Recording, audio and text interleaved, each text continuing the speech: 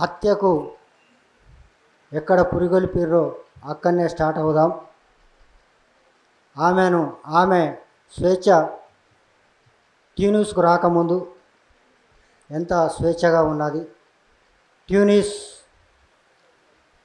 Journalism చేసిన హత్యగా నేను భావిస్తున్నాను. పూర్ణచంద్రరావు అనేటోడు ఒక తార్పుడుగాడని నాకు అర్థమవుతుంది. దాని వెనక ఉన్న రాజకీయం బయటపడాలి. అల్లమన్న ఇంకెన్ని రోజులు ఇట్లా కప్పిపుచ్చుకొని మా జీవితాలతోటి ఆడుకుంటారని మేము చెప్పదలుచుకున్నాం. ఎందుకంటే మా ఆడపిల్ల కాబట్టి మేము మాట్లాడదలుచుకున్నాం. ఆ ట్యూనిస్ మీద మీరు ఎందుకు కేసు పెట్టలే? దాని వెనుక ఉన్న రాజకీయ నాయకులు ఎవరు? అది బయటికి రావాలి.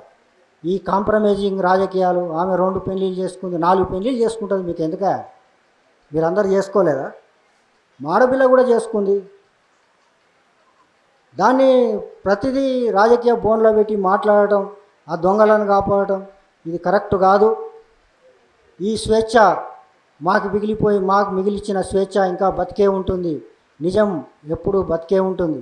ఆమె 2017లోనే ఆమె చనిపోయింది. యాక్చువల్గా ఆమె ఎన్నడైతే వేరే న్యూస్ ఛానల్ నుంచి ట్యూన్యూస్కి వచ్చిందో, ఒక ప్రచార కార్యకర్తగా, ఒక ఎమ్మెల్యే ఇట్లా అవకాశాలు ఇస్తామని ప్రలోభపెట్టి ఆమెను మీరే బలి చేసిర్రు. మీ తెలంగాణ న్యూస్, ఆ తెలంగాణ న్యూస్ మీద అందరూ కలిసి దాడి చేస్తే అసలు దొంగలు బయటకు వస్తారని చెప్తూ నేను ముగిస్తున్నాను.